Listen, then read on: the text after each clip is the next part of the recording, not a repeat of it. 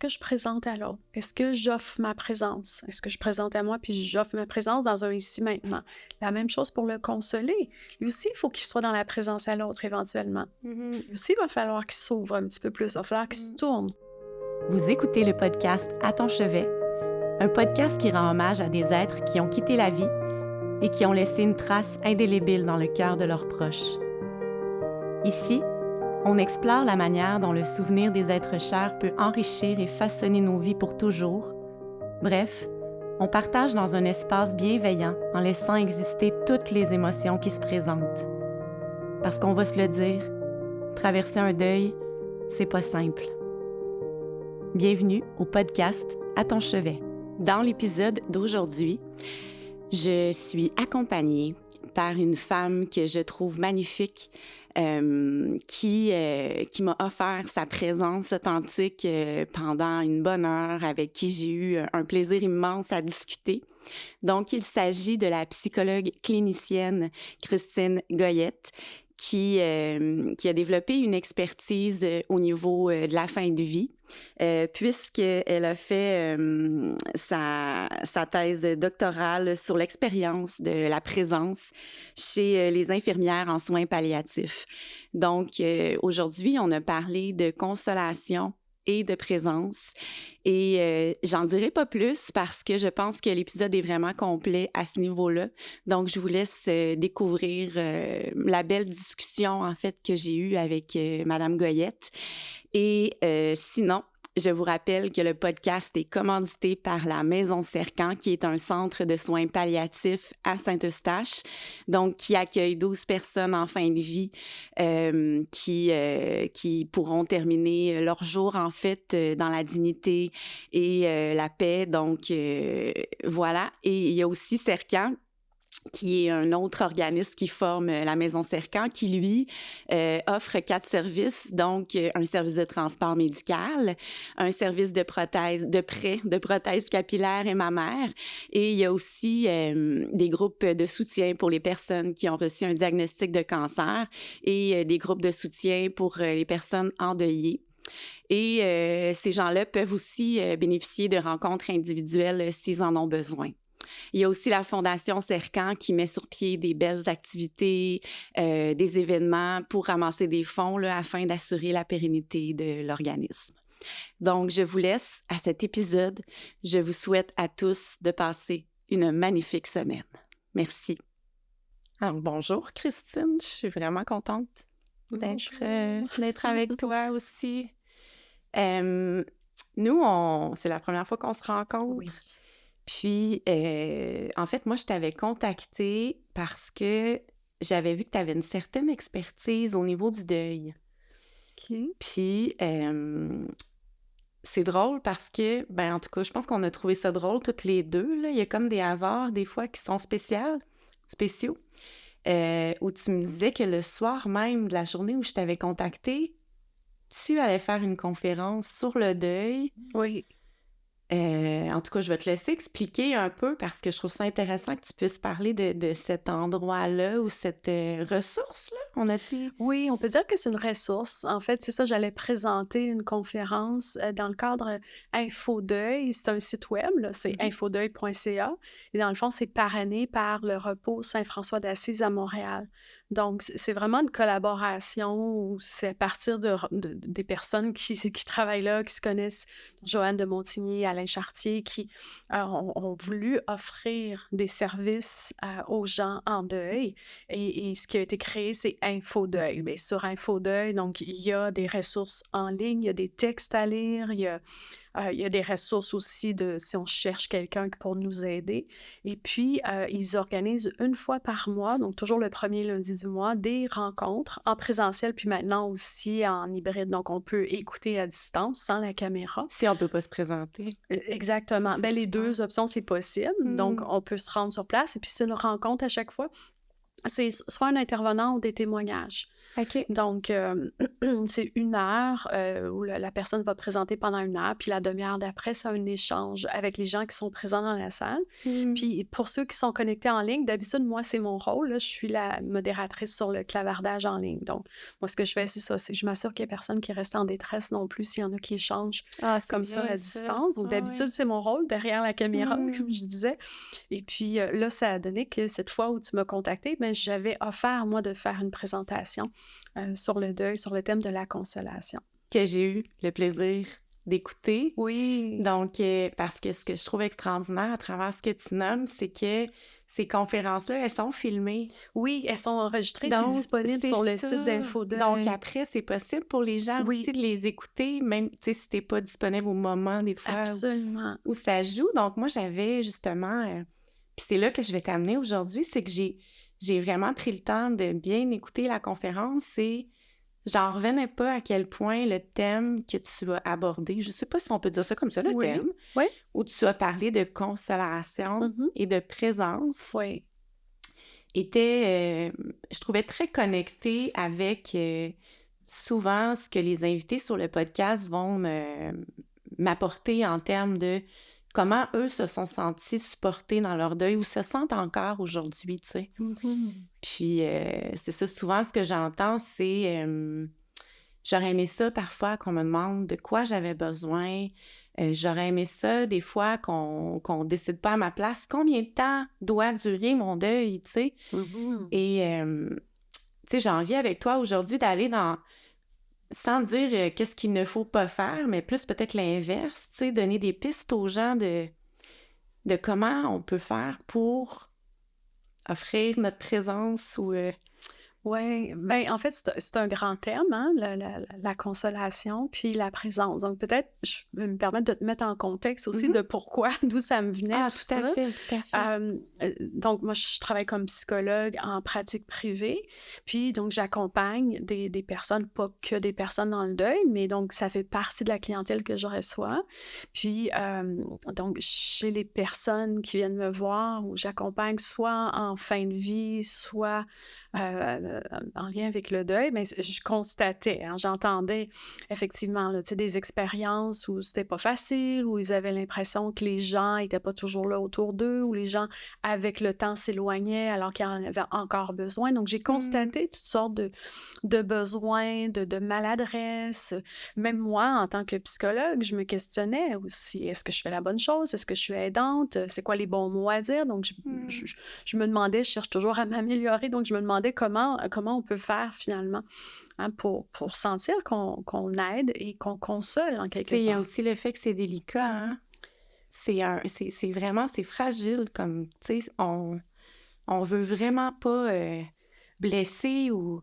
Oui, puis il y a cette part de même raviver, hein, la Ouais, douleur, de c'est si ça. j'en reparle, est-ce que je vais la refaire pleurer? Puis là, ben, Mm. pas toujours savoir. Bon, en tant que psychologue, on peut le tolérer, mais dans l'entourage, ce que moi, je constatais, puis c'est ça sur quoi je travaillais avec mes clients aussi, c'est de les amener à éduquer leur entourage. Hein, quand ils me Ah! disaient, ah, ben, quand je vois telle personne, puis je vois sa réaction, ben ça me fait de la peine parce que j'ai l'impression qu'elle est tannée que je pleure ou elle est pas bien si je pleure. Ou... Mm. Puis c'est dire, ben peut-être qu'il faut le nommer, peut-être qu'il faut essayer d'expliquer ce que toi, tu aurais besoin. Donc, je travaillais à éduquer les gens, puis là, j'avais l'opportunité avec InfoDeuil d'éduquer un plus grand nombre de personnes. Donc, je me suis plongée dans le thème de la consolation. C'est quoi ça, la consolation? Ça Mm. vient d'où? Puis comment on fait finalement pour Mm. consoler? Donc, Il y en a c'est un qui veut vraiment... être consolé en ce moment. Oui, Je vais me c'est vrai. permettre de le prendre. Ben Je oui. pense qu'il sent ta belle âme, ta bienveillance. On va l'amener avec nous. Ben oui, Donc, donc, c'est quoi le thème de la consolation? C'est ça que tu disais. Je veux ben juste... oui, c'est ce qui m'a amené, moi, à vouloir choisir ce thème-là parce que je voyais qu'il y avait un besoin hein, Mm. d'éduquer beaucoup les gens là-dessus. Puis, donc, je voulais le faire sur la consolation. Puis ce que j'ai fait quand je me suis plongée dans le thème, c'est je suis allée chercher dans mon thème d'Ada, qui est la présence. Donc, Mm. moi, j'ai fait mon doctorat, donc ma thèse doctorale sur le thème de la présence. Donc, ce que j'avais fait, je m'étais intéressée à l'expérience de la présence chez les infirmières en soins palliatifs. Oh, wow! Puis ce que je voulais pas, c'est mesurer la qualité de présence. C'est pas ça, là. Ce que moi, je voulais, c'était comprendre c'est quoi ça, être présent pour des infirmières qui ont à prendre soin des gens en fin de vie. Donc, la présence à elle-même, puis la présence aux patients. Donc, il y avait 2 dimensions à la présence, puis ça s'inscrivait dans le cadre d'un projet plus large où on leur donnait des formations, des formations de 4 semaines là, environ sur la méditation.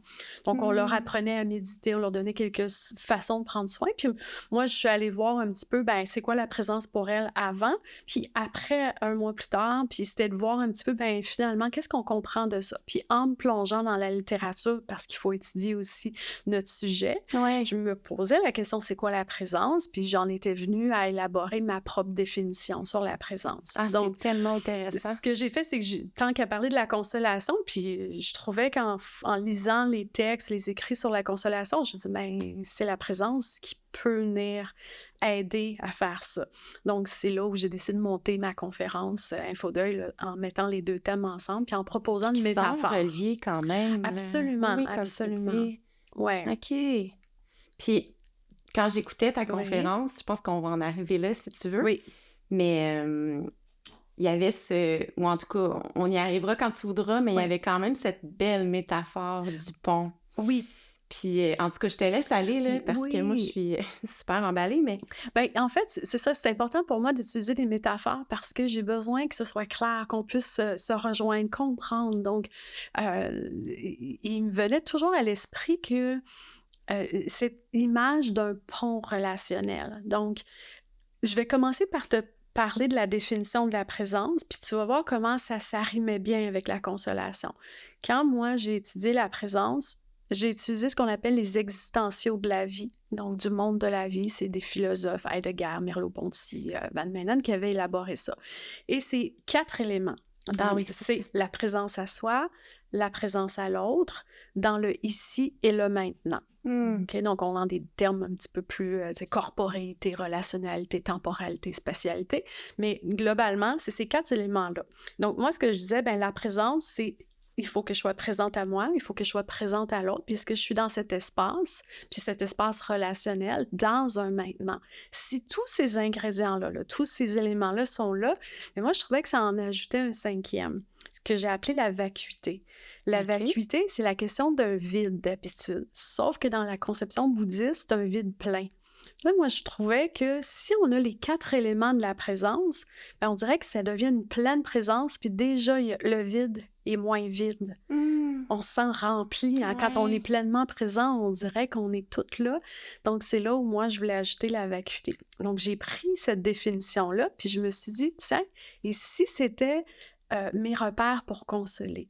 Donc, avec l'image d'un pont, je me suis dit, on va faire un pont. Donc, il y a une personne d'un côté qui est sur son île, qui est dans la souffrance, qui a perdu, elle a l'impression que c'est comme tout a explosé, c'est le chaos dans sa vie, elle est fermée sur elle-même. Puis l'autre côté, sur une autre île, l'autre côté... Puis dans cette image qu'on voyait dans ta conférence, il y avait une belle image, là. Puis juste l'expliquer un peu aux auditeurs, cette personne-là qui est en deuil dans la souffrance dont tu parles, elle était de dos, là, aussi. Oui, elle est de dos, elle est repliée. Oui. Ça. Et de l'autre côté, dans l'image, cette illustration, on voit une personne qui voudrait bien aller la rejoindre, mais qui est hésitante, qui ne sait pas trop. Hein? Et donc, ça, pour consoler, mais il faut voir ça comme un pont. C'est un processus, c'est pas un résultat, c'est pas consoler, il faut que la personne elle ait plus mal puis qu'elle ait plus de peine. C'est pas ça, c'est de construire un pont où on peut la rejoindre, puis on va faire des allers-retours ensemble. Et donc, c'est ça qui va partant, il faut pas avoir cette attente-là. Exact. Donc, puis cette attente-là, de toute façon, je sais pas si je dis n'importe quoi, tu me reprendras sinon, mais elle ferait partie de ne pas être dans le maintenant. Parce que ça serait comme un résultat du futur. Exact. Donc, ça nous enlève dans là, je suis avec toi, maintenant, je veux te faire du bien. Oui. Ouais. De se concentrer sur le processus, les moyens que je vais utiliser. D'accord. Et c'est là où les ingrédients, je disais, donc les caractéristiques de la présence, mais moi, je les ai mis comme des paliers. OK. Des piliers, excuse-moi, pas des paliers, mais des piliers, les piliers de mon pont. Donc, OK. j'ai 4 piliers, la présence à soi, la présence à l'autre, le ici, le maintenant. Puis la vacuité, ben, c'est les fils là, qu'on voit J'aime par-dessus ça. le pont. C'est ce qui fait tenir ce pont-là. Exactement. Mm. Donc, et là, c'est toujours de... Je m'excuse. Mais non, il n'y a pas de souci.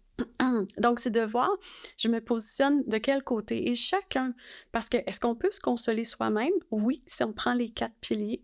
Puis si on est le consolateur, ben comment on peut consoler l'autre en revenant à ces 4 piliers-là? Donc, moi, je voulais offrir des repères. Comment on peut se consoler soi-même et comment on peut consoler quelqu'un sans que ce soit des trucs, des techniques, des stratégies, mais de se repérer un petit peu.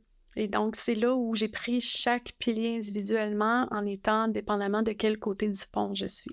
OK. Mais j'ai envie de te demander, si je veux me consoler moi-même, je suis en deuil, je suis dans une souffrance, on pourrait-tu ensemble élaborer un petit exemple? Absolument. Comment j'utiliserais, mettons, Oui. exemple, ces 4 piliers-là, Oui. là, tu sais? Absolument.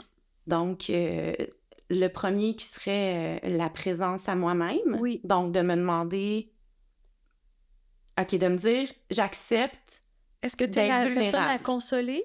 Oui. Donc, tu es la personne qui est en deuil, tu es Oui, inconsolable. et Oui. qui peut se consoler, comme tu dis, Oui. en utilisant ces 4 piliers. Donc, il y en Oui. a un où j'accepte d'être dans ma vulnérabilité. Oui. Donc, ça, c'est la présence à moi-même. Oui, la présence à soi, ça va être d'abord de prendre conscience d'être connecté à mon expérience. J'ai de la peine, j'ai une émotion, j'ai de Je la me tristesse. visite, je ne suis Oui. pas dans le déni de cette Exactement, émotion. je suis OK. pas coupée. D'où, moi, ce que je pense qui est important dans la présence à soi, c'est déjà de se permettre dans la vulnérabilité, c'est de se permettre de pleurer. Moi, ce que je veux dire, c'est les larmes, dans le fond, c'est qu'il y a déjà du mouvement. Je suis en contact oui. avec ce qui est à l'intérieur Ouais, de moi. ouais, ouais. Si je vois des larmes, ça me rassure parce que ça me montre que la personne déjà est en train d'exprimer sa peine. Ah ouais, ouais. Quelqu'un qui est coupé de Ouais, ses émotions, mais il va peut-être pas pleurer. Là, ça veut dire, oh, elle n'est pas en Ouais, contact ouais. nécessairement ou il y a quelque chose qui bloque. OK. Donc, c'est la très présence à soi, intéressant. ça peut être ça. C'est que je vais porter attention, puis oui, ça fait mal, mais je vais l'accueillir, je vais me permettre d'être vulnérable, je vais le laisser sortir soit par les larmes, soit je vais écrire par des mots dans l'intimité de mon crayon. Donc, je peux être seule avec moi-même, je peux me fabriquer des carnets de deuil, je peux écrire à la personne que j'ai perdue. Puis ce que j'encourage aussi, c'est la lecture, parce que déjà, là, c'est une ouverture un petit peu plus à l'extérieur de soi. Ah oui, bien sûr, parce que ouais.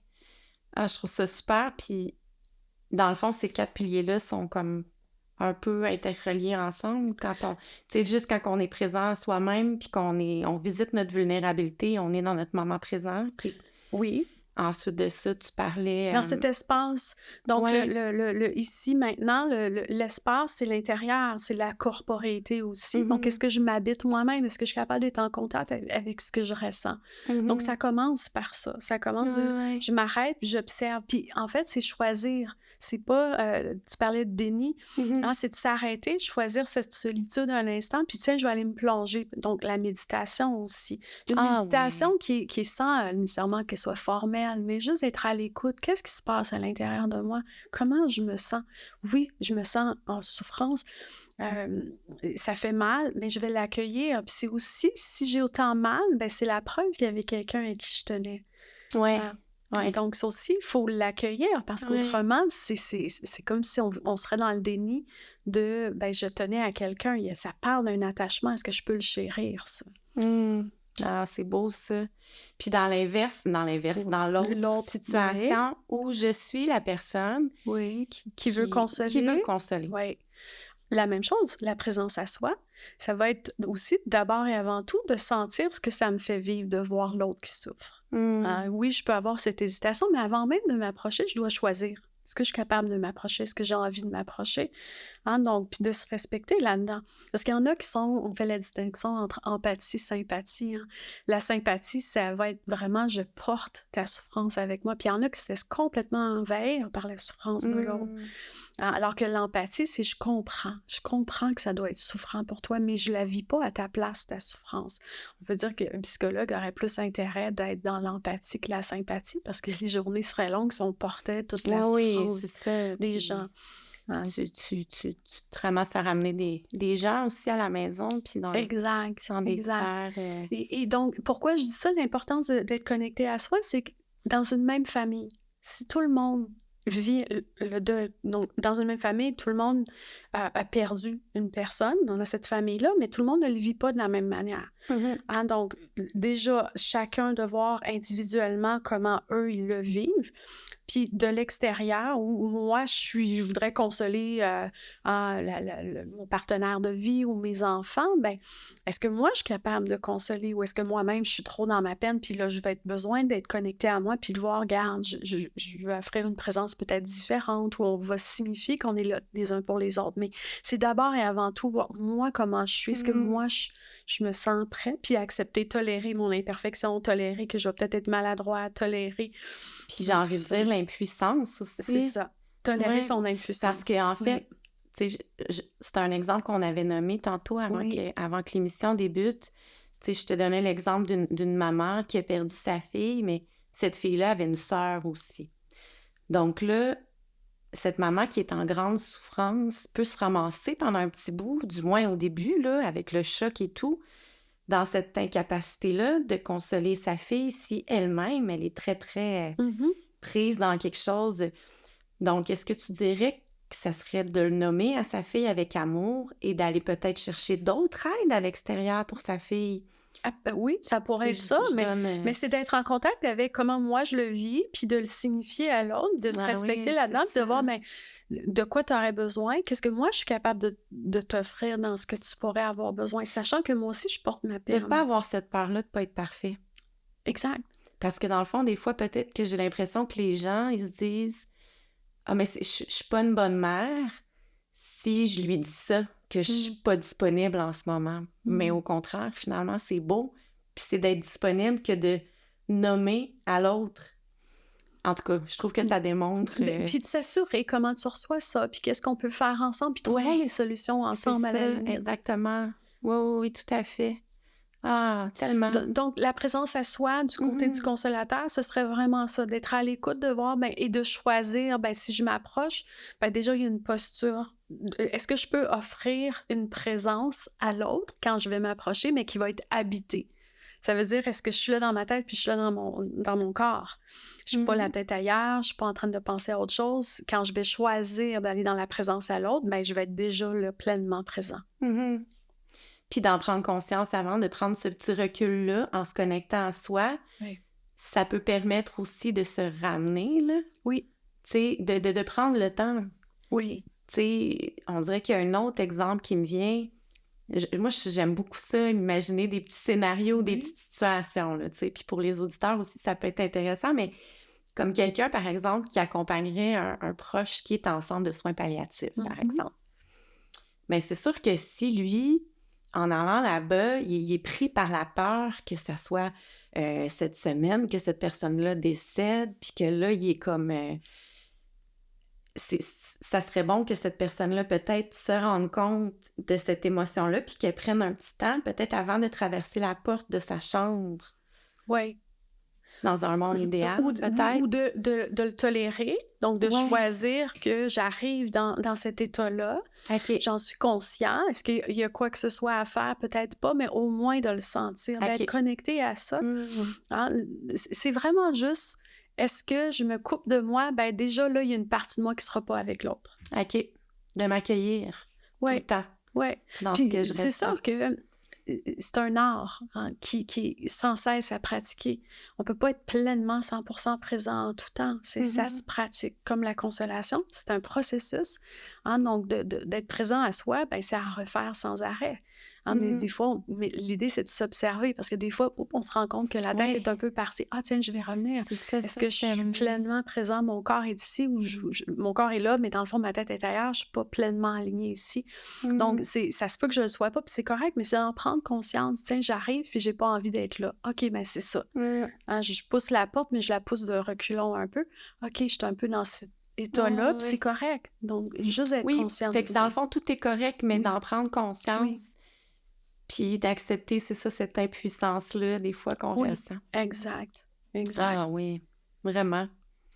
Puis là, on a ces 4 piliers-là, et là, moi, je suis la personne qui console, Oui, puis je fais un petit pas sur oui, le pont. Puis là, je trouve ça beau aussi parce que tantôt, je t'ai dit que je trouvais que c'était fragile, ce thème-là, le thème de la mort, du deuil, oui, puis je trouve qu'un pont aussi, des fois, ça peut être fragile. oui, Tu sais, dans le sens où, tu sais, des ponts de bois, ça me fait penser, là, tu oui, sais. oui, Donc, j'avance sur ce pont-là, puis je me rends à l'autre, qui oui, est encore de dos, là. oui, oui. Bien, c'est sûr que c'est un travail d'équipe. OK? Donc, j'aurais pas le choix que de le prendre aussi du côté du consoler. Comment lui va s'ouvrir à l'autre. C'est sûr que si c'est moi qui console, puis je m'approche, bien, je vais m'approcher doucement. Puis moi, ce que je suggère, c'est d'y aller d'abord par une présence silencieuse. Un silence habité, une présence qui est silencieuse, qui, au début, peut-être que je ne saurais pas quoi dire. Puis un peu permettre à l'autre de briser le silence. C'est à la personne qui est en deuil, c'est elle qui peut briser le silence. Mais trop souvent, on se sent inquiet, on a l'impression qu'il faut dire les bons mots, vite, il faut parler, il faut briser ce silence. Peut-être que je peux commencer avec « je sais tellement pas quoi dire » ou « je suis vraiment désolée pour ce que tu vis ». De dire des petites phrases courtes comme ça, qui vont juste dire j'aimerais ça savoir quoi dire, de quoi tu aurais besoin. Donc, mais de vraiment rapidement laisser la place à la personne qui est dans le deuil et de pouvoir s'ajuster. Là, je vais peut-être avec tout de suite le pilier qui est le ici, mais c'est tellement tous interreliés, je vais le dire tout de suite. Le ici, ce que j'aime, c'est l'exemple d'Anne-Dauphine Julien dans son livre Consolation. Elle explique que quand elle était jeune, elle faisait des cours de théâtre, puis que le professeur mettait un genre de croix au sol, un petit X rouge, pour que quand ils apprenaient leur personnage, ben, ils savaient où se placer sur la scène, jusqu'à ce qu'ils soient un petit peu plus confortables avec le X au sol. Donc, mais le problème dans le deuil, il n'y en a pas de X au sol. Dans la vraie vie, on n'en a pas de X au sol. On ne le sait pas. Sauf la pandémie, on en avait, là, avec les gros ronds. On savait les uns les autres la distance. Mais donc, c'est d'apprendre à trouver dans le lien avec l'autre, donc la présence à l'autre, ben c'est aussi joindre le ici puis trouver cette distance qui va être juste correcte. Mais ça, on ne le sait pas d'avance, c'est pas écrit. Donc, la personne qui est en deuil, des fois, elle ne sait pas elle-même ce qu'elle a de besoin, puis elle va le savoir à la dernière minute. Et donc, c'est difficile pour la personne qui veut la consoler de savoir est-ce que je lui fais un câlin, est-ce que je la touche pas, je reste loin, je parle pas. On le sait pas nécessairement. Mais je trouve ça beau ce que tu dis parce qu'on le sait pas, puis ça ramène à, ben, dis la vérité, sois authentique, puis dis-le que tu le sais pas. Exactement. Je ne sais pas quoi dire en ce moment. Oui. Tu sais, je sais pas trop où mettre. Exactement. C'est ça l'idée. Cherchons ensemble. Oui, c'est quoi ça. cette Je te montre distance? que je suis là, mais aide-moi. T'sais. Oui, guide-moi. Dis-moi ce que tu as besoin. Qu'est-ce que je peux faire pour toi? Puis si toi? tu le sais pas, ben on va trouver ensemble. Puis c'est correct. Quand tu le sauras, tu me le diras. Exactement. Pour l'instant, est-ce que c'est confortable pour moi, pour toi? Puis là, on va s'ajuster là-dedans. C'est ça, se donner le droit d'être imparfait, de pas toujours chercher à être efficace, parfait dans tout, parce qu'on peut pas le savoir, parce que d'une personne à l'autre, c'est jamais pareil. Dans le deuil, il n'y a pas une personne qui réagit de la même manière. Moi, c'est ce que je vois dans mon bureau quand je reçois même des fois une famille complète. Ils ont tous des façons différentes de vivre leur deuil. Il y en a qui se plongent dans le travail, qui n'en parlent jamais. Il y en a d'autres qui pleurent. Il y en a d'autres qui en parleraient sans arrêt, qui sont tout le temps dans le passé à revisiter les souvenirs. Tout le monde a sa manière de le vivre, le deuil. Donc, comment on peut savoir de l'extérieur ce qu'on est censé faire pour consoler? Il faut demander à la personne qui est en deuil ce qu'elle, puis elle-même, des fois, elle ne sait pas, puis elle n'est pas prête, puis c'est correct, tu ne le sais pas encore, c'est correct. Puis en n'ayant pas une idée préconçue de ce que ça devrait être. Exact. Oui, parce que là, tous les exemples que tu donnes, moi, j'imaginais des gens qui pouvaient dire tu devrais pas travailler autant. C'est ça. C'est une idée préconçue. C'est ça. Tu devrais pas travailler autant, tu devrais prendre le temps de te vivre. Ou à l'inverse, tu devrais te changer les idées. Oui. Tu sais, sors, va au cinéma cette semaine, tu sais, mais la personne, c'est pas de ça dont elle a envie. Exact. C'est ça. Donc, le chemin qu'on prend, le temps qu'on prend pour faire ce chemin-là, il est toujours correct, finalement. Oui. Oui, parce que le deuil, Ben, chacun a son rythme, puis on sait que dans le deuil, la temporalité, ce qui est mon autre pilier, hein, le temps, le maintenant, Oui, le c'est temps ça. est complètement éclaté dans le deuil. Mmh. On a l'impression que le temps s'arrête, parce que les gens me disent souvent, le temps, il va plus à la même vitesse. Ils ont l'impression d'être décalés de la plupart des gens, donc ils cherchent, eux sont plus dans le passé, là, ils ont de la difficulté à revenir dans le maintenant, puis le futur, on n'en parle pas, parce que qui je vais être sans la personne que j'ai perdue? Donc, ils sont pas du tout dans la même réalité. Donc, il faut leur laisser le temps de revenir, puis si c'est long, ce sera long, puis c'est correct. Donc, les questions de diagnostic, hein, le deuil, puis versus est-ce qu'on est en dépression ou les deuils compliqués, c'est vraiment de se donner chacun d'être à l'écoute. Est-ce que j'avance à un rythme qui, pour moi, ça fait du sens? Puis de laisser la personne voir, mais qu'est-ce que je peux faire? De quoi tu aurais besoin? Comment tu vois ça? Puis discuter, mais pas suggérer, parce que là, on impose ce qui nous rassurerait. Ouais, Me semble c'est que ça. t'irais mieux, hein? Si Ouais. tu te changerais les idées, ça te ferait du bien. Là, je me sentirais moins mal. Ouais, Donc, je c'est plus pour comprends. moi que je propose ça, souvent, peut-être pas C'est toujours, une mais... forme de... Ouais. Puis est-ce que... Comment on... Parce que des fois, je sais qu'il y a des gens aussi qui peuvent accompagner certaines personnes en deuil qui ont peur.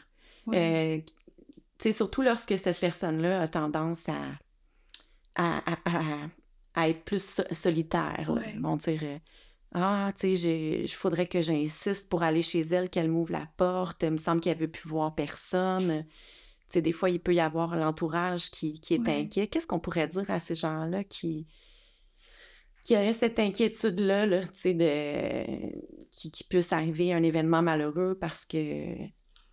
Oui, bien, là, ça peut être de garder le lien d'une certaine manière, ce qu'on veut.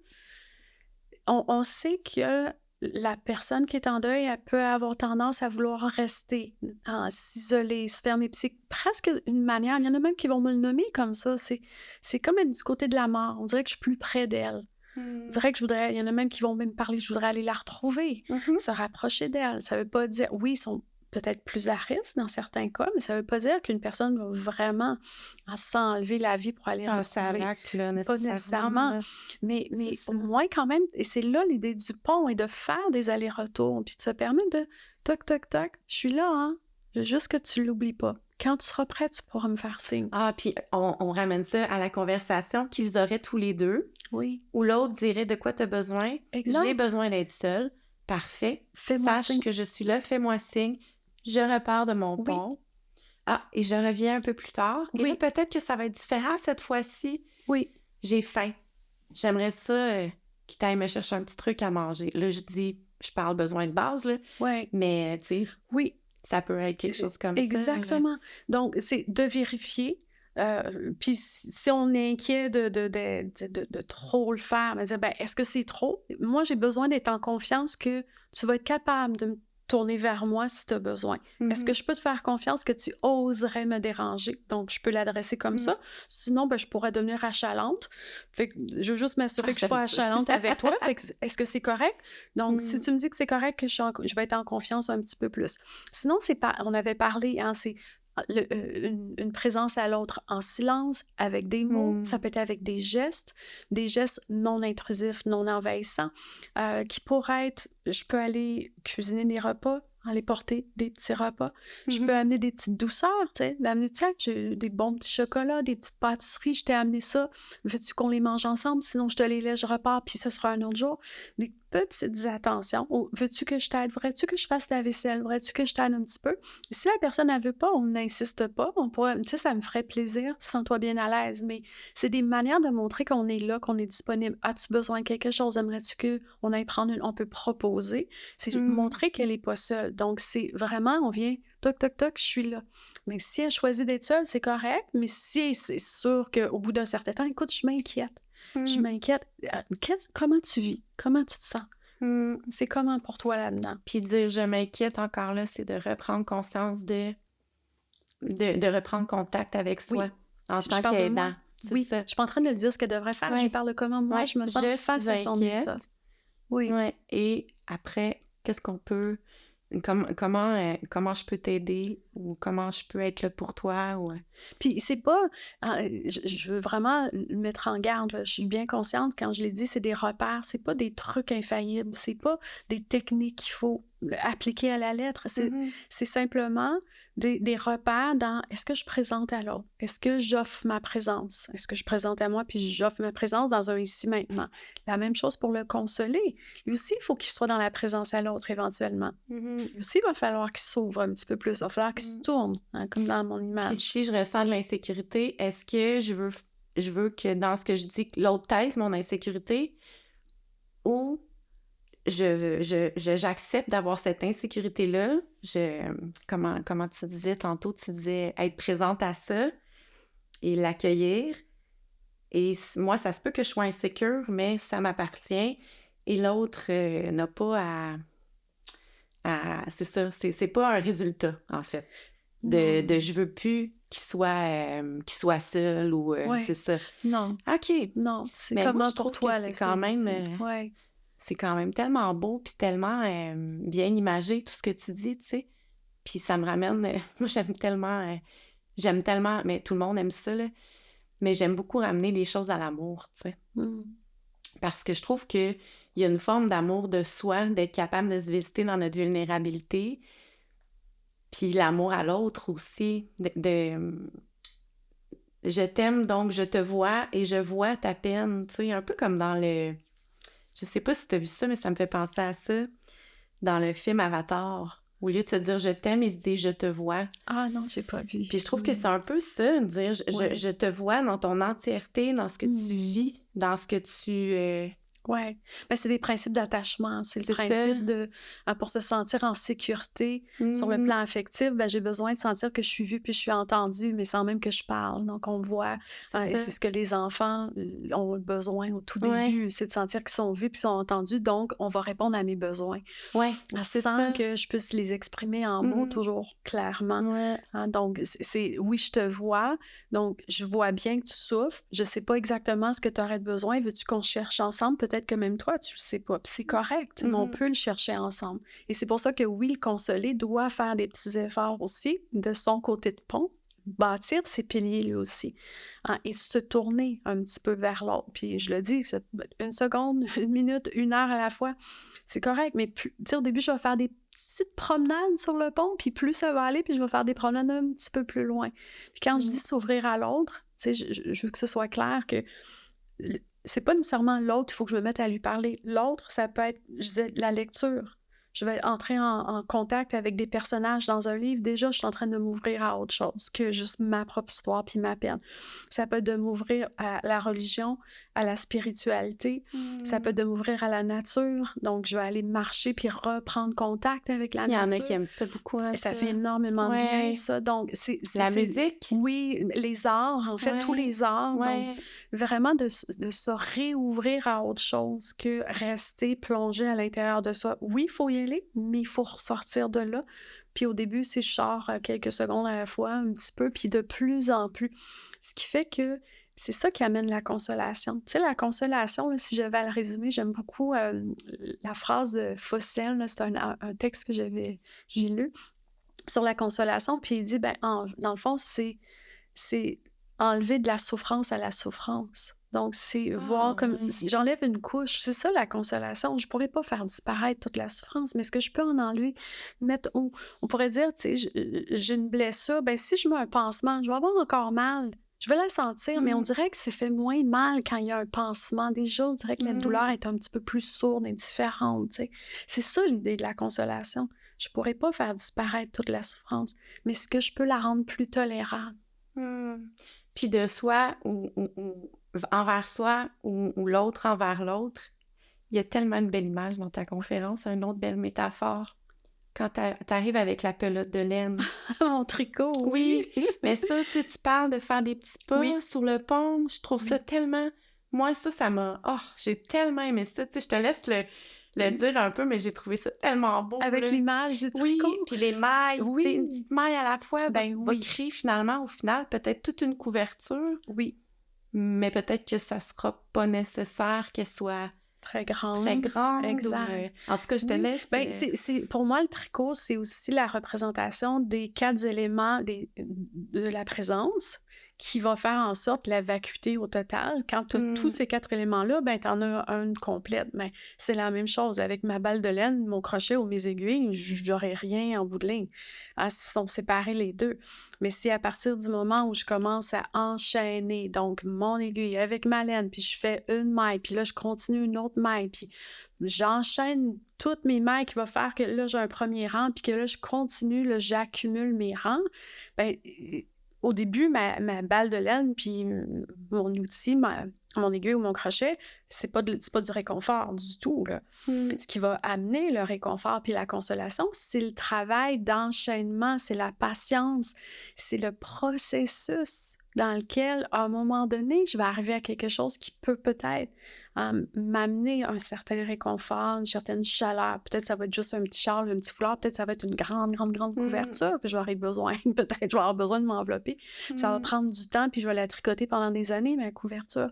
Mais c'est ça l'idée. Quand on est tricoteuse, on sait comment ça prend de la patience, puis des fois, ben, le fil est trop serré, puis là, notre maille, on l'échappe, puis il faut retravailler. Mais c'est un peu ça, la consolation puis la présence. Ouais, c'est pas grave s'il y a des mailles qui sont tu sais, on peut se tromper. Oui. On peut se tromper. Oui, parce que même si ma couverture n'est pas parfaite, puis il y a des petites mailles ici et là, puis on voit des petites traces, ben, c'est pas grave parce que je vais quand même pouvoir m'envelopper dedans quand il va y avoir l'accumulation de toutes ces mailles ensemble. Puis est-ce qu'on pourrait dire que si moi, je ramène l'image de la couverture, si moi je suis en deuil et je souffre, mais je sens qu'il y a quelqu'un avec qui j'ai une relation, qui m'aime et que j'aime, et peu importe, je la sens, je le sais, en fait, qu'elle est en train de créer ces petites mailles-là. Ça peut faire du bien juste de se sentir qu'elle fait ces mailles-là. Oui. Puis, mais là, après, j'ai envie de te poser la question, c'est quoi tes indices qui te diraient qu'elle est en train de faire? Parce que quelqu'un pourrait... Parce qu'elle a traversé le pont, puis elle s'est positionnée à côté de moi. OK. Elle m'a fait signe qu'elle était là. Et elle pourrait juste pleurer devant moi.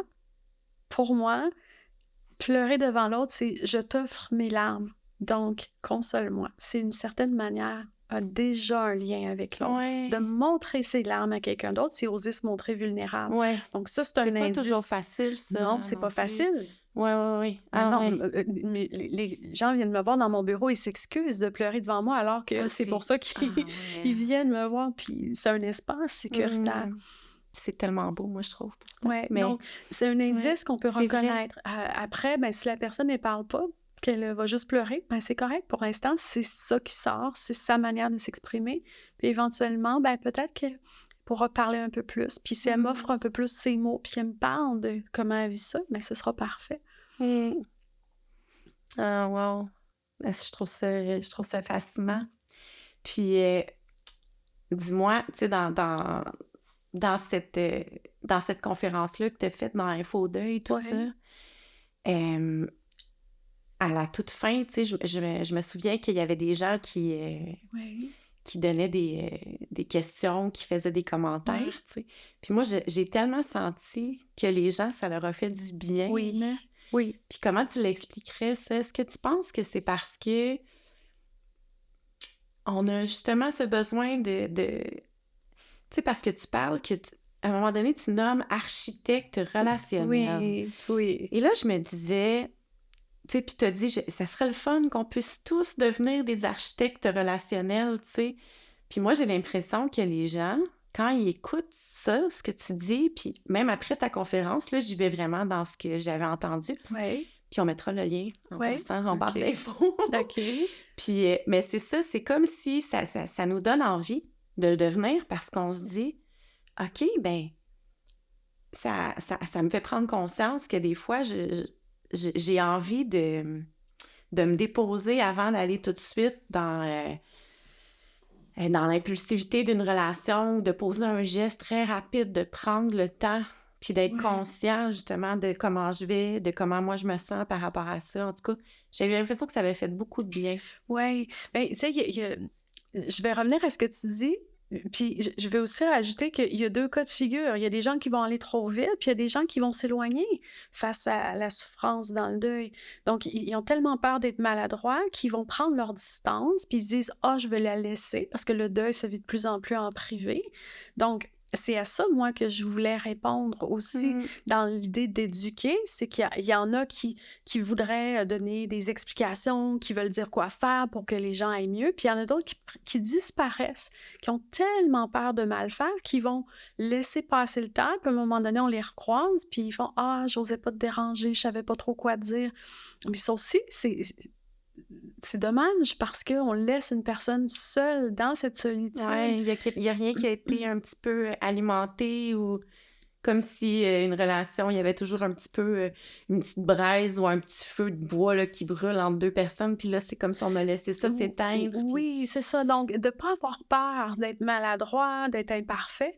Puis là, je dis, tu sais, dans la solitude du deuil, c'est pas je veux pas non plus là, l'exagérer. Là. Il y a des gens qui sont entourés quand même, puis que c'est pas parce qu'une personne prend ses distances que ça veut dire que ça va être très, très grave, mais juste de se conscientiser. Et c'est ça mon message à la fin, c'est de devenir des architectes relationnels parce que moi, je pense que c'est pas juste le travail des intervenants. Oui, c'est parfait qu'on le fasse puis qu'il y ait des ressources, mais qu'on revienne un petit peu à ce qui s'est perdu. Avant, le deuil n'était pas privé. mmh. Ça, c'est mes recherches sur déjà mon expérience, mais en plus, les recherches sur la consolation. Ça venait d'où, la consolation? Mais pour découvrir que ça fait plus de 2500 ans là, que ça Mmh mh. existe. Donc, les premiers philosophes parlaient de consolation. C'était un art qu'on développait beaucoup plus, puis parce que le deuil était beaucoup plus Ben, il y a même public. certains pays où c'est encore Oui. comme ça que, tu sais, je pense, par exemple, au Mexique où c'est complètement autre chose, là. Oui, oui, mais et donc même nous, il n'y a pas si longtemps quand même, le deuil se vivait en famille, on veillait le mort à la Mmh maison, la mh. communauté se déplaçait, il y Ouais. avait une entraide. Donc là, Mmh. ça se perd. Déjà, porter du noir, bon, ça, c'était aussi un signal, oui, je suis en deuil, mais ça veut aussi dire consolez-moi. C'est une manière de dire Mmh. que je souffre en quelque part. C'est pas Mmh. juste dire j'ai perdu quelqu'un, t'as perdu quelqu'un, puis bon, mais je comprends Ouais, ce qui ouais, ouais. t'arrive. Donc, c'était tout ça. Donc, de revenir à on a besoin d'être là les uns pour les autres, puis on a oublié comment faire ou on l'a pas appris parce qu'on est de moins en moins exposés. Les enfants vont plus dans les salons funéraires, de moins en moins, même il y a des expositions, tout ça, donc c'est Est-ce avec que c'est parce la qu'on a pandémie peur aussi. de la mort? Ah oui, Ouais. la mort est devenue tabou, est épeurante, et puis même au niveau, je pense, de la santé, on valorise beaucoup plus la longévité, guérir, hein, donc Tout ce qui peut être nocif, qui peut nous, ben, comment vivre le plus longtemps possible sans être ouais. malade? Donc, c'est repousser la mort le Mmh. plus possible. Donc, en quelque part, c'est comme si la mort, il y a quelque chose, hein, qui est pas Ben, il y avait confortable. ça me donne envie de jaser de ça avec toi. Il y avait un invité avec qui j'ai parlé de tu sais, que moi, je lui disais: «Dans mon monde idéal à moi, Marie-Ève, ça serait comme de pas être dans l'extrême de j'y pense tellement Oui, que j'en deviens presque paranoïaque, puis là, le vivre, c'est ouais, dangereux, puis je veux plus prendre mon ouais. auto», comme j'expliquais. Et l'autre, à l'inverse, beaucoup d'adolescents vont être là-dedans, là: «Je suis invincible, la mort n'existe Oui, pas». oui. Moi, je rêverais d'un juste milieu où, parce que je suis conscient que ça existe, ben justement, je prends soin de mes relations. Je suis conscient que c'est fragile, qu'on est chanceux de savoir que ma maman est pas éternelle, que, tu sais, Mmh. c'est là, hein, que ce serait intéressant parfois de se dire, qu'on Oui. devrait peut-être aller là, tu sais, en tout cas. Oui, ben et c'est ça, donc d'en parler un peu plus parce que la mort, ça fait partie de la vie, Mmh. c'est vrai. Donc d'avoir moins peur de ça, mais on a peur de ce qu'on connaît pas. On a peur de ce qu'on maîtrise pas. Puis c'est bien, hein, Ouais, perte de quelque chose contrôle. qu'on maîtrise pas, On c'est sait la pas. mort parce c'est plein d'incertitudes. Donc c'est sûr que Ouais. ça génère beaucoup d'anxiété puis d'angoisse. Mmh. Donc c'est pour ça que ça se vit de plus en plus en privé, puis là, les gens, ils savent plus trop quoi dire, fait que de plus en plus, on se dit: «Ben, je veux pas déranger» ou «Je vais le vivre seul». On retourne vite au travail. Il faut vite que la vie reprenne son cours normal comme si c'était rien passé. Ouais, parce qu'il y a des employeurs qui sont, qui donnent pas, ouais, ouais. Donc, on n'a pas une Mmh. société qui favorise ça, ce qui fait que les gens sont seuls. Donc, quand tu as observé dans les échanges, c'est vrai que les gens qui se déplacent aux rencontres Infodeuil, ben, ils sont toujours contents de s'être Oui, oui, déplacés. parce que c'est comme exactement comme si je sentais là, que là, oh mon Dieu, ça m'a fait du bien, je suis plus Oui, seule. mais je me Il y sens a pas tout seul dans ce que je vis. exactement, puis probablement que ça, c'est ce qui fait que, tu sais, les architectes relationnels, c'est parce que là, je veux pas le nommer trop, mais après, tu as parlé de communauté Oui, compatissante, c'est ça oui, le mot? communauté compatissante, oui. Oui. Ben, en fait, ça, c'est quelque chose que j'ai découvert. Je participais à une espèce de formation-conférence à l'Université de Montréal. Puis il y avait, c'est un hasard, là, mais c'était mon ancienne directrice de thèse, Mélanie Vachon, qui, elle présentait, elle a fait un projet de recherche sur le thème des communautés compatissantes. Donc, je ne suis pas du tout la spécialiste, probablement que je ferai des erreurs en l'expliquant, mais je pense de mémoire, c'était vraiment une étude qui avait été comme réalisée dans des pays, je ne sais plus si c'est Suède, Norvège, là, un petit peu dans ce coin-là, et où ils avaient comparé, dans le fond, deux communautés, une dans laquelle il y avait les problèmes habituels de la société, puis les intervenants qui gèrent ça, puis dans une autre communauté où ils ont commencé à tester, et si la communauté elle-même offrait des services d'entraide entre eux pour générer déjà une façon d'être ensemble. Et entre autres, ce qu'ils faisaient, c'était de responsabiliser les gens. Puis ça m'avait vraiment marqué. Ils avaient, par exemple, pris des jeunes primaires ou secondaires, je ne sais plus, puis ils les avaient envoyés passer une journée, par exemple, en soins palliatifs. OK. Donc, ils passaient une journée. Mais là, ça s'arrêtait. Pour déjà les éduquer par rapport à la réalité, il y a une fin. Hein? Ouais. Puis voici à quoi ça ressemble, des gens en fin de vie. Puis ils ont pu échanger avec ces gens-là. Puis c'était très beau. Mais ça ne s'est pas arrêté là. Ils leur ont dit, mais voilà, vous allez devoir présenter à vos familles, parler de votre expérience. Donc, ils ont dû faire une belle présentation, je pense, à l'école, où ils ont rendu, les jeunes ont éduqué leur propre famille sur ce qu'ils avaient appris dans leur rencontre en soins palliatifs. Et là, ils ont vu tous les effets bénéfiques sur la communauté, comment ça avait fait du bien, puis les problèmes qu'on voyait là commençaient à disparaître dans cette communauté-là qui était déjà impliquée, puis se sensibilisait à des difficultés en lien avec la vie, la mort, la maladie. Fait qu'un peu comme tu disais, on n'a pas besoin nécessairement d'être psychologue ou un intervenant. On peut être une personne qui donne un contact ou qui parle ou qui Et des donne un enfants, petit bout des de... jeunes, Oui, jeunes, c'est juste ça. au contact de ces personnes en Oui. fin de vie, ils ont été remplis de leur expérience, que c'était beau, ils ont appris des choses, ils en ont parlé à leurs parents, ils se sont tous éduqués entre eux. Donc, c'est ça dans les grandes lignes, là, parce que je suis vraiment pas la Non, mais je spécialiste, pense mais que c'est je trouve que c'est parlant, communauté l'idée compatissante. générale, on comprend bien. Exact. c'est ça. Et là, de plus en plus, hein, ça commence à se répandre. Et de plus en plus, à travers le monde, on va retrouver des communautés, des petites communautés compatissantes. Ça ne veut pas dire que c'est une communauté comme une ville, mais il peut y avoir des employeurs qui vont s'inscrire dans une philosophie de communauté compatissante, où ils vont dire, ben tiens, nous, notre philosophie, on est d'accord avec ça, on va offrir des plus longs délais d'absence en lien avec le deuil, ou on va permettre ci.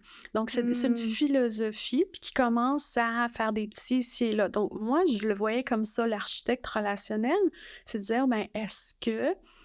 Et Infodeuil, c'était pour moi un bel exemple de ça, c'est qu'on va créer des opportunités où les gens qui souffrent puissent se retrouver, puis échanger, s'entraider, et qu'il n'y a pas juste à attendre d'avoir une place dans un bureau de psychologue ou d'intervenant. Un peu comme j'ai voulu faire aussi avec le podcast. Absolument.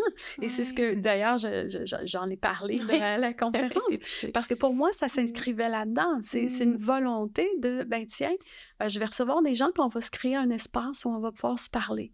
C'est comment pour Puis toi? les gens à la maison, je fais une boucle. Oui. Mais quand on parle de « je suis en souffrance, je suis en deuil, je veux apprendre à me consoler », tu parlais tantôt de lire, mais ça peut être aussi de « j'allume ma radio puis j'écoute un petit podcast ». Absolument. Ou j'entends quelqu'un qui vit une situation, oups, je m'identifie un peu Absolument. à sa souffrance, puis là, oui. Absolument, je me C'est reconnais ça. là-dedans. Ah, Ouais, ouais, j'entends ouais. son expérience, puis j'en ai des clients, moi, qui me le confient comme ça. Ils ont écouté Mmh. les conférences, puis quand ils reviennent dans mon bureau, ils me disent: «Ah, telle personne avait dit ça, je me suis reconnue là-dedans. Ça me fait du bien de savoir que c'est normal dans mon deuil d'être à telle étape, par exemple, de dire: Ouais. "Ah, ça fait, je sais pas, 4 ans, ça fait 8 ans, puis ça fait encore mal. OK, je suis normale." Donc Mmh. oui, on se reconnaît là-dedans. Donc des initiatives comme ça, c'est important. On Mmh. fait des ponts entre nous comme Ouais. ça. Ouais. On est présents tous ensemble en train Ouais. d'aborder un sujet comme ça. Ouais. Hein, c'est ça pour moi la présence et la consolation. Oh C'est mon des Dieu. opportunités de consolation. Ouais. C'est tellement, on dirait que ça me rappelle un terme au théâtre qui est la mise en abîme. Ah, OK. D'être, je sais pas comment je pourrais l'expliquer, c'est pas grave, mais c'est de, tu sais, juste ce qu'on fait en ce Mmh. moment, on parle de ça, Oui. mais notre discussion peut permettre cette, en tout cas, cette, cette possibilité-là à des gens, justement, de devenir aussi des architectes relationnels et d'apprendre un petit peu, pas apprendre sur, comme tu disais, je te donne des techniques précises, mais plus d'apprendre à être. On Oui. pourrait-tu dire ça? Oui, absolument. À être Oui. plutôt qu'à faire. Tout à fait.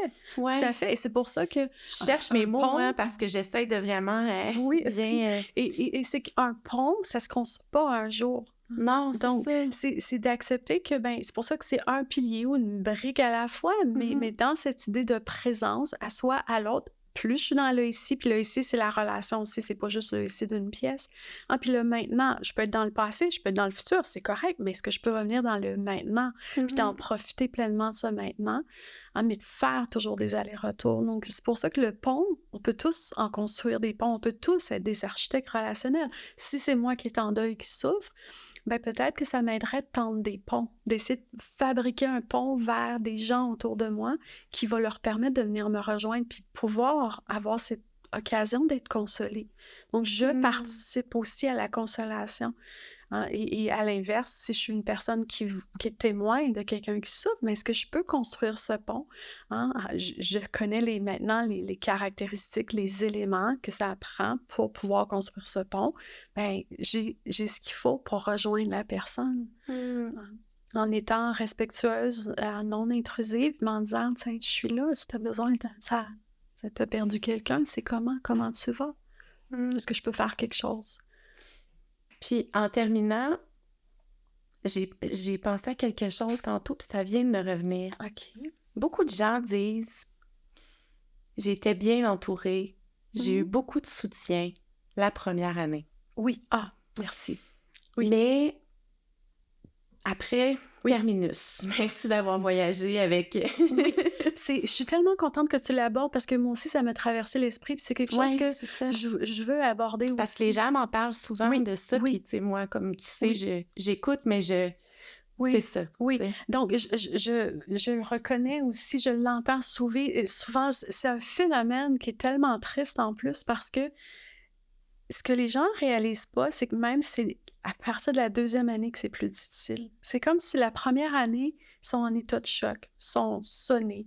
Il y a comme quelque chose, le temps s'est arrêté, c'est le chaos, là, tu sais. Puis là, ils sont là à essayer de faire le ménage un petit peu, là. Beaucoup de gens vont même pas avoir vraiment des souvenirs. Hein. Et puis, tant qu'ils n'ont pas fait un tour complet du calendrier, ils sont toujours dans « Ah, OK, ah, il y a ça », puis à constater l'absence, et l'absence devient encore plus réelle 1 an plus tard. OK. Et donc, c'est souvent ça. Donc, on peut penser « Bon, ben ça fait 1 an, il passait à autre chose, on va pas en parler. » Et tout le contraire.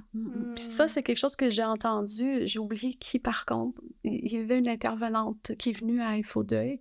Moi, je regrette de ne pas être capable de bien la citer, là, mais c'est en janvier ou février, là, une de ces 2 Mais c'est pas présentations. grave, au pire, tu me le diras, puis je le dirai dans l'intro, Oui. on l'écrira, OK, il n'y a pas de donc, souci. et elle, ce qu'elle disait, c'est qu'elle recommandait de noter la date du décès de la personne, hein, de notre proche. Donc, moi, je le fais même avec mes clients. Quand on me donne la date du décès, conjoint, enfant, je vais aller le noter. Puis à l'anniversaire de décès, je fais un coucou. Je pense à toi. Je sais que c'est une journée importante pour toi aujourd'hui. On Mhm. devrait tous... Ça, c'est être un architecte relationnel, moi, je pense. Je me trompe Mhm. peut-être. Jusqu'à ce qu'une personne me dise, c'est pas nécessaire de le faire, je le ferai pas. Mais autrement, je montre que je suis consciente que c'est pas parce qu'on est 1 an, 2 ans, 3 ans plus tard que ça veut dire que tu y penses pas aujourd'hui, puis que c'est pas une date spéciale, puis t'es pas toute seule à le porter. Donc, on peut se permettre, et d'autant plus cette journée d'anniversaire, de montrer, regarde, je pense à toi. Puis, libre à toi de me répondre, libre à toi de revenir vers moi pour en parler, mais au moins de montrer que j'ai cette sensibilité-là face à ton deuil qui évolue d'année en année. Mais ça se peut que quelqu'un, même 4 ans plus tard, elle souffre encore à cette date-là, puis qu'elle a encore besoin de savoir qu'elle n'est pas toute seule. Bien On sûr. va juste faire un petit coucou à la porte sur notre pont, on traverse le pont, coucou, ça va toujours, même si on est quelques années plus tard, ça peut valoir la peine. Puis, encore une fois, mon X, je vais le découvrir. Si elle me dit, hey, c'est quoi, c'est gentil, mais c'est plus nécessaire. Parfait, je le ferai plus. Puis encore une fois, si la personne est un petit peu mal à l'aise de faire ça, mais qu'elle le nomme qu'elle est mal à l'aise. Oui. Ça me gêne un peu de te dire ça parce que je veux pas te remettre dans ces émotions-là, mais je pense à toi aujourd'hui. Oui. Donc... Tu me diras si c'était correct. Oui, puis je ça. vais m'ajuster. Mais déjà, c'est une volonté, hein, c'est une bonne intention. On ne peut pas reprocher une bonne intention comme ça. Mais je pense que ça montre comment on sous-estime que le deuil, c'est long. Puis c'est toute une vie, la plupart du temps. C'est juste l'intensité de la souffrance sera pas la même. Mais donc, oui, de reconnaître ça sur le long terme. Il y en a qui disent que la douleur reste toujours aussi forte, mais elle est plus espacée. Ah, OK. Puis il y en a d'autres qui vont dire que l'intensité... Fait que c'est pour ça, encore là, que moi, ça me ramène souvent à me dire, mais c'est différent pour chacun. Mais c'est subjectif, hein, comme la vraie douleur physique. Hein, 0 sur 10 d'une personne à l'autre. Exact. Il y en a qui vont être plus endurants à la douleur, puis il y en a d'autres qui... Ah oui, tout à fait. Merci beaucoup, Christine. Puis, tu sais, j'ai envie de te laisser... je sais pas si tu auras envie de dire quelque chose en terminant, tu sais, peut-être reguider les gens par InfoDeuil, leur dire de ne pas se gêner, puis que ça aussi, ça peut être un petit pont, un petit pied, un petit pas sur le pont pour eux. Des fois, d'aller cliquer, puis... Oui, bien, et l'avantage du mode hybride, puis en passant, j'ai aucun intérêt, là, moi, tu sais, je gagne rien à diriger les gens là, vers InfoDeuil, là, je veux le préciser, là, je fais pas une publicité pour eux. T'as juste un grand cœur, puis t'es une belle humaine, comme... Je veux juste diriger vers des ressources, puis pour l'instant, c'est celle-là que je connais. S'il y en a d'autres, tant mieux qu'on m'écrive puis qu'on me propose, il existe ça, je sais qu'il y a des groupes de deuil, c'est correct, c'est parfait. Là, ce type de groupe de deuil-là, moi, je le connais. La formule hybride, c'est que si je veux être seule chez moi, je veux pas me déplacer à Montréal, c'est parfait. Puis sans caméra, je peux juste le démarrer, j'écoute. Ou je peux l'écouter en différé quand il est disponible. En présence, ben, ce qui est bien, c'est que il y a des petits biscuits puis du café. Ça, c'était bien agréable. Mais il y a aussi des gens autour de nous. Puis on n'a pas besoin de parler. C'est pas tout le monde qui parle dans la salle. La caméra n'est pas nécessairement tournée vers eux. Donc, c'est vraiment juste libre d'être là, d'entendre des gens. Puis il y a comme une énergie dans la salle qui fait moi, je me mets à la place de ces gens-là. Je me dis, OK, Marie-Ève, t'es assis là. Tu vis un deuil. Et tu sais, ou tu t'imagines que la personne assise à côté de toi traverse quelque chose de similaire. Juste ça, je me dis que ça peut faire du bien. Oui. Tu sais, c'est ça, de se dire, OK, on n'a pas besoin d'échanger plein de mots puis d'avoir une grosse discussion ensemble, mais cette énergie-là qui circule. Exact. Donc, tu sais, j'ai envie de dire, oui, soit que ce soit InfoDeuil ou que ce soit n'importe quoi d'autre, mais de s'ouvrir vers. C'est ça l'idée. Donc, s'ouvrir, que ce soit vers des occasions comme InfoDeuil une fois par mois ou le colloque qui s'en vient, ou que ce soit d'aller dans des groupes de deuil ou de se tourner vers un intervenant qui va être capable de nous accompagner. Ou d'écouter le podcast à ton chevet. Absolument, parce que là, je vais me sentir moins seule dans ce que je vis.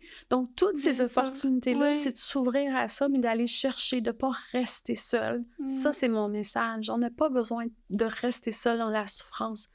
Vraiment de ne pas rester seul. Merci beaucoup. Merci énormément. Puis, c'est ça, on va écrire en barre d'infos, c'est en fait, l'adresse du site Internet, parce que je pense que ça peut être, tu sais, toutes les ressources, comme on dit, les communautés compatissantes, que ça soit ça, comme tu dis, mais là, je trouve ça important de le noter. Puis, tu sais, même si les gens veulent aller écouter la conférence que tu as faite, puis il y en a d'autres aussi. Ah oui, il y en a plein sur d'autres thèmes là, qui sont liés à ça. Donc, on va tout écrire ça, puis je te remercie vraiment de ta confiance, de t'être déplacée, d'avoir été là avec moi dans ta présence. C'est ça. Je sais pas comment le nommer, là, mais j'ai bien senti que tu étais présente avec moi. Merci, puis merci à toi pour justement d'avoir créé ça, puis de créer ces opportunités-là, c'est vraiment précieux. Je pense qu'on a besoin de plus en plus de parler du deuil, puis donc de donner la parole comme ça à des gens qui ont besoin aussi de pouvoir le sortir, de l'exprimer. C'est précieux ce que tu fais, merci. Ça fait du bien à ces gens-là. Donc, suivez-nous sur YouTube, abonnez-vous. C'est important, justement, comme on dit avec Christine, que ce projet-là continue. Bien, si vous vous abonnez, ça assure la pérennité du projet, bien sûr. On est présent aussi sur les réseaux. Spotify, Apple Podcasts, si parfois vous voulez juste l'entendre en faisant autre chose, comme en faisant la vaisselle. Donc, voilà. Et sinon, on a une adresse courriel à tonchevet@commercialgmail.com si jamais ça vous tente de participer à un épisode parce que vous voulez venir raconter le passage d'une personne incroyable dans votre vie. Voilà, donc je vous souhaite une belle semaine, puis je remercie encore Christine d'avoir été avec moi. Merci.